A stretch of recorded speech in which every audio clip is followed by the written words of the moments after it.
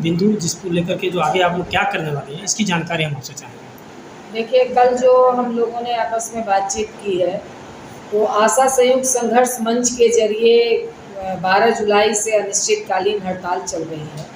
सरकार ने 2 राउंड बुलाया भी बात करने के लिए, मगर इसमें कोई ठोस निर्णय उन्होंने नहीं दिया, बल्कि साफ उन्होंने कहा कि जो हमारे हड़ताल का पहला मांग है, पारितोषिक शब्द बदल करके मान दे और 1000 नहीं 10,000। इस पर सरकार का कहना है कि हम इस पर कोई बात नहीं करेंगे। आप हड़ताल तोड़िए, सरकार सहमत है, वो मांग जब सरकार चाहेगी वो दे देगी। तो इस तरह से तो कोई बात होती नहीं है। 8 नंबर मांग जो है पेंशन योजना लागू करने की, इस पर भी उनका कहना है कि इस पर कोई बात नहीं होगी। तो ये जो बिहार सरकार को कुछ पैसा देना है, इस पर सरकार बात करने को तैयार नहीं है। तो इसलिए हम लोगों ने निर्णय लिया कि या हमारा निर्णय है ही दोनों संगठन का कि हम लोग अनिश्चितकालीन हड़ताल चल रही है। 3 तारीख को पटना में महाजुटान गर्दनी बाग में हो रहा है मुख्यमंत्री के समक्ष, कि भाई पूरी आशा कार्यकर्ता और फैसिलिटेटर जो इस हड़ताल का संचालन कर रही हैं, वो पटना में आ रही हैं। अब मुख्यमंत्री को, उप मुख्यमंत्री को इस बात को कहने के लिए कि अब भूखे पेट हमसे काम नहीं होगा, और सरकार के जरिए जो आप हमसे काम ले रहे हैं, इसका हमको कम से कम जीवन जीने लायक पैसा आपको देना पड़ेगा। क्योंकि पूरे हेल्थ की रीढ़ अगर आज है तो आशा और आशा फैसिलिटेटर है। नीतीश कुमार जी बहुत बड़ी बड़ी बात कर रहे हैं, बेटी पढ़ाओ बेटी बचाओ, और क्या कह रहे हैं कि महिलाओं के उत्थान का, विकास का, सशक्तिकरण का बहुत बातें हो रही हैं। मगर क्या आशा कार्यकर्ता जो टोटल का टोटल महिलाएं हैं, बिहार की बेटी है, बिहार की बहू है, तो क्या इनको सम्मानजनक पैसा नहीं मिलना चाहिए? तो ये सवाल करने के लिए, ये जवाब मांगने के लिए पूरे बिहार की आशा और आशा फैसिलिटेटर आ रहे हैं। ये 3 तारीख को जो आप लोग जो मुख्य धरना देने वाले हैं, उसमें जो मुख्य केंद्र होगा, जो मुख्य मांगे होंगी, जो 14 सूत्री मांगों में है, वो कौन कौन से रहेंगे? 14 सूत्री नहीं है, हम लोग 9 सूत्री मांगों को लेकर के ये कार्यक्रम, ये अनिश्चितकालीन हड़ताल। तो उस दिन जो वो यही 3 मुद्दे रहेंगे, पारितोषिक और 1000 को 10,000 वो लेकर के पूरे 9 सूत्री मांग के साथ। जब हमारा हड़ताल का 9 सूत्री मांग है, तो 9 सूत्री मांग के साथ हम उतरे हुए हैं, तो उस दिन भी 9 सूत्री मांग हमारा रहेगा। अगर सरकार आपकी बात को नहीं मानती है 3 तारीख के धरना के, विशाल धरना के बाद भी, तो आगे आपका क्या रहेगा? आगे हमारा अनिश्चितकालीन हड़ताल है, हड़ताल जारी रहेगा। इसके लिए हम लोग फिर रणनीति करके हम लोग आगे कार्यक्रम करेंगे, का योजना बनाएंगे। जितनी भी आशा बहनें हैं जो आपके साथ जुड़ी हुई हैं, जो आपके साथ कदम से कदम मिलाकर चल रही हैं, उनको क्या कुछ कहना चाहेंगे?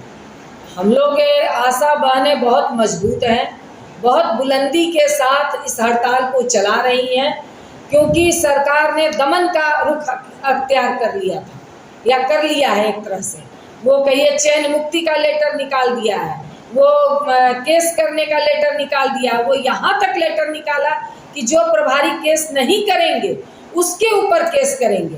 तो इस तरह का दमन जो ये सरकार निकाल दी है, उसके बावजूद हमारी आशा और आशा फैसिलिटेटर बहनें बहुत निडरता के साथ हड़ताल का संचालन कर रही है। मैं उनसे यही कहूँगी कि आप इसी बुलंदी को बनाए रखिए, इसी मजबूती को बनाए रखिए, और जिस तरह से शशि यादव जी बता रहे थे कि 2 बार हमारी सरकार से बात भी हो चुकी है, लेकिन हमारी मांगों को जो है सरकार इग्नोर कर रही है। इसी को लेकर के आप 3 तारीख को भी आप विशाल धरना देने जा रहे हैं, तो क्या लग रहा है सर कि सरकार आपकी बात को सुन रही? क्योंकि सुनने को तैयार ही नहीं है, फिर भी आप लोग जगाने का काम कर रहे हैं।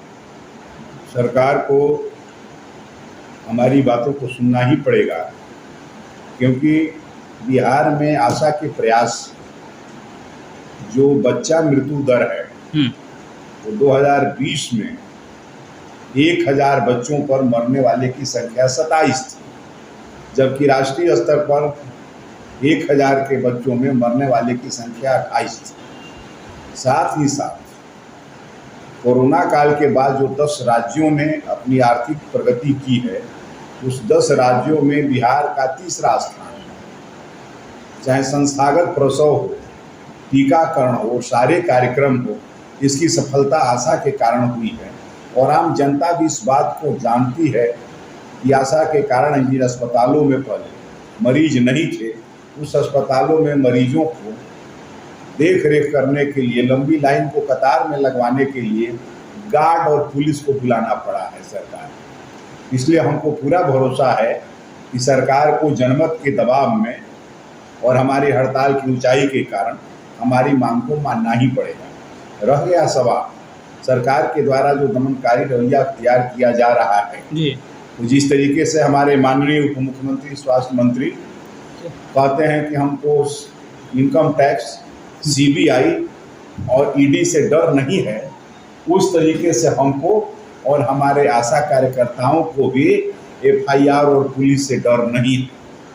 और जिस तरीके से भारतीय जनता पार्टी की केंद्र की सरकार अपने विरोधियों पर ईडी और सीबीआई लगाती है, यदि उसी का नकल बिहार की महागठबंधन की सरकार करेगी तो यह उनके लिए घातक होगा। चैनल के माध्यम से नीतीश सरकार और मोदी सरकार से दो बात पूछनी है। एक बात यह है कि आशा कार्यकर्ताओं की नियुक्ति ग्रामीण स्वास्थ्य मिशन योजना के तहत हुई, शुरू हुई 2005 में और इनके काम तय किए गए और काम के लिए इनका जो प्रोत्साहन राशि है वो तय किया। 5 से जोड़ लीजिए 18 साल करीब करीब हो गया, आज तक उस रेट का रिवीजन नहीं हुआ। न बिहार सरकार ने उसके लिए कोई प्रस्ताव केंद्र को दिया, न केंद्र सरकार ने अपने तरफ से इस पर ध्यान दिया, बल्कि इस योजना के बजट को मोदी सरकार में हर साल कम किया जा रहा है, काटा जा रहा है। अन्य योजनाओं के साथ साथ जैसे मनरेगा योजना में कटौती हो गई, मिड डे मील में कटौती हो गई, आशा कार्यकर्ताओं के संबंध में एनआरएसएम का जो बजट है वो मोदी सरकार में कम होता है।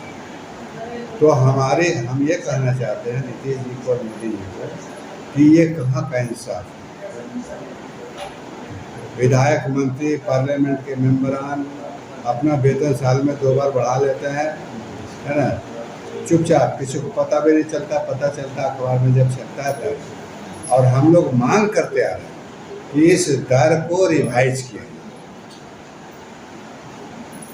केंद्र सरकार के पास राज्य सरकार एक स्ट्रांग रेजोल्यूशन, एक अनुशंसा पत्र इसको रिवाइज करने के लिए। मोदी जी का 9 साल बीत रहा है, 9 साल बीत ही जाएगा अप्रैल में, तो 9 साल में मोदी जी ने भी 1 रुपया की बढ़ोतरी नहीं की। इसके पूर्व की सरकारों की बात मैंने बता दी। तो इस अन्याय के खिलाफ भी ये आंदोलन का एक बड़ा सवाल ये है, हमारे मांग पत्र में ये है। और जो बिहार सरकार का अत्याचार है, अन्याय है, उसका एक वानगी हम आपको बताना चाहते हैं। पिछले 1 दिसंबर 18 से 7 जनवरी 19 तक 29 दिन हड़ताल चली। उस हड़ताल में 400 जगह पर रोड ब्लॉक हुआ, आशाओं के द्वारा 150 जगह पर रेल रोका गया था। और उसके मुकदमे आज भी हमारे आशा कार्यकर्ताएँ और नेताएँ झेल रही हैं। तो उसके बाद तय हुआ था कि आपको जनवरी 19 से 1000 रुपया राज्य सरकार अपने निधि से मासिक मानदेय देगी और वे चीज़ों पर सहमति, 17 बिंदुओं पर सहमति हुई। तो मासिक मानदेय का तय हुआ, लेकिन मंगल पांडे उस समय भाजपा के मंत्री थे स्वास्थ्य विभाग के, उन्होंने इसको राजनीतिक साजिश करके इस शब्द को बदल दिया। राशि तो 1000 तय हुआ हो रहा, लेकिन शब्द को बदल दिया, इस शब्द को मानदेय शब्द को बदल दिया पारितोषिक के रूप। अब दोनों शब्द में आसमान जमीन का फर्क है। तो हमारी पहली मांग यही है कि इस मानदेय जो तय हुआ मानदेय, अन्य राज्यों में मानदेय ही मिलता है, नियत मासिक मानदेय, तो आप नियत मासिक मानदेय इसको शब्द बदलिए। और जो 1000 मिलता है, हम लोगों ने कहा है कि आज के महंगाई के हिसाब से, जीवन यापन की ज़रूरतों के हिसाब से कम इसको 10,000 होना चाहिए। कर्नाटक सरकार 10,000 दे रही है, आंध्र प्रदेश सरकार 10,000 दे रही है। दूसरी जो महत्वपूर्ण मांग है, छोटी छोटी और भी मांगे हैं कि हम जब हमको कहते हैं स्वयंसेवी, वॉलंटियर, सामाजिक कार्यकर्ता है, लेकिन हमारे ऊपर सर्विस कोड लागू कर देते हैं जो कर्मचारियों शिक्षकों पर लागू है कि 60 वर्ष हो गया, आप रिटायर हो गए, घर जाइए। तो काम लेने में स्वयंसेवी, दाम देने में स्वयंसेवी, लेकिन कानून सरकारी नियम लागू होता 60 साल हो गया जाइए, 18 साल से कम उम्र है तो बहाली नहीं होगी। तो हमारा ये कहना है कि रिटायर होंगे तो हम तो बिल्कुल खाली हाथ जाएंगे। पूरी जवानी लगा दिए स्वास्थ्य सेवा की बुनियाद को मजबूत करने के लिए। तो रिटायरमेंट पैकेज कई राज्य सरकार देती है। अभी 3 दिन पहले मध्य प्रदेश की सरकार ने वहाँ के चुनाव के संदर्भ में ही सही, लेकिन घोषणा किया है कि रिटायरमेंट के समय 1 लाख रुपया प्रत्येक आशा मतलब अर्बन आशा व ग्रामीण और आशा जो पर्यवेक्षिका है उनको 1 लाख रुपया का रिटायरमेंट पैकेज दिया जाएगा। वो हमारे मुख्य मांग में ये भी है कि हमको रिटायरमेंट पैकेज दीजिए। और जो सामाजिक सुरक्षा के अन्य उपाय हैं, बीमा योजना, ये योजना प्रधानमंत्री के नाम पर ही बहुत सारी योजनाएं हैं, उसमें हम तमाम आशाओं को इनरोल कीजिए ताकि मर जाने पर कुछ बीमा राशि मिले, उससे भी कुछ पेंशन अटैच्ड है। तो ये 2 मुख्य मांगें, बीच में और छोटी छोटी मांगें हैं, जिसमें एक बड़ा मांग है कि जनवरी 19 से मानदेय लागू करने की बात तय हुई, लेकिन संकल्प निकला अप्रैल 19 से देने का। 8वां महीना 19 को आदेश निकला, लेकिन सरकार ने इसके लिए बजट दे दिया। हेल्थ डिपार्टमेंट से स्टेट हेल्थ सोसाइटी को बजट 128 करोड़ रुपया समथिंग, वो बजट भी स्वीकृत है, लेकिन उसमें से हमको पेमेंट शुरू हुआ नवंबर 20 से। 18 महीने का हमारा पैसा आज भी बकाया है सरकार। अभी हड़ताल के दबाव में मैंने हम लोग को सर्कुलर नहीं मिला, चिट्ठी नहीं मिली है, लेकिन अखबार में सरकार का वक्तव्य है कि 10 करोड़ हमने रिलीज किया है। तो 10 करोड़ रिलीज किया है, उसको कुल 98,434 934 हैं, 94,249 आशा और 4,685 आशा फैसिलिटेटर, कुल संख्या बनती है 98,934। ये 10 करोड़ को अगर भागा दीजिएगा तो 1 महीने का वो मानदेय प्रोत्साहन जो पारितोषिक जो कहिए क्लियर हो। 18 महीना हमारा बकाया है, उसका सूद ही जोड़ दीजिएगा अगर, जो नॉमिनल सूद है 4% 5% बैंक का, तो हमारा मूलधन और सूद जोड़ करके कितना हो जाता है आप अंदाजा।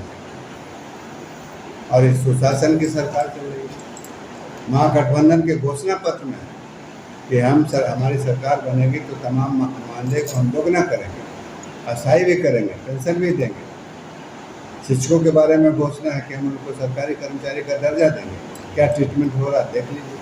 तो इन्हीं अत्याचारों के खिलाफ हमारा ये जंग है और सरकार टाल मटोल कर रही है। जैसा कि बताया गया कि मांगों को पूरा करके इसको सेटल करने के बजाय दमन का रास्ता अख्तियार कर रही है। अखबारों के माध्यम से अफवाह और गुमराह करने की कोशिश हो रही है जनता को। तो जनता को भी बताने के लिए और सरकार को भी स्पष्ट करने के लिए, चेतावनी देने के लिए हम लोग 3 तारीख का प्रदर्शन रखे हैं। आपने कहा कि क्या होगा इसके बाद प्रदर्शन, अगर के बाद भी सरकार नहीं मानेगी तो मजबूर होकर के जो पिछले हड़ताल में रेल रोको और रोड रोको, पूरा परिवहन को ठप करो, हमको लाचार होकर के वहाँ जाना पड़ेगा। आप अपना परिचय दे दीजिए। दूसरी एक अंतिम बात कहता हूँ कि हम लोग भाजपा के विनाशकारी कहिए कि नीतियों के चलते, कार्रवाइयों के चलते इस महागठबंधन को सपोर्ट करते हैं बिहार में। लेकिन सपोर्ट करने का मतलब ये नहीं है कि आप हमारे ऊपर बुलडोजर चलाते रहिएगा और भाजपा के नाम पर हम आपको ज़िंदगी सपोर्ट करते रहेंगे। हम नहीं चाहते हैं कि भाजपा की जो विध्वंसकारी जो भाजपा है आगे कंटिन्यू करे, बिहार में फिर से किसी तरह दाव पेच करके आ जाए। लेकिन अगर पूरे आशा का 1 लाख या विक्षोभ में हो, 5 लाख शिक्षक विक्षोभ में हो, गरीब जनता जिनको उजाड़ा जा रहा है, बुलडोजर चला जा रहा है, 50 साल 100 साल से रह रहे हैं जिस पर ज़मीन पर उनको हटाया जा रहा है, तो सारे लोग जब नाराज़ होंगे तो हमारे नहीं चाहने के बावजूद आपको इसका खमियाजा पॉलिटिकल डैमेज आपको हो जाएगा, हमारे नहीं चाहने के बाद। ये बात भी हम आपके माध्यम से सरकार को, सरकार में शामिल लोगों को कहना चाहते हैं। रामबली प्रसाद, मुख्य संरक्षक, बिहार राज्य आशा कार्यकर्ता संघ, और इस संयुक्त आंदोलन जो चल रहा है आशाओं का, उसका मैं एक लीडर हूँ।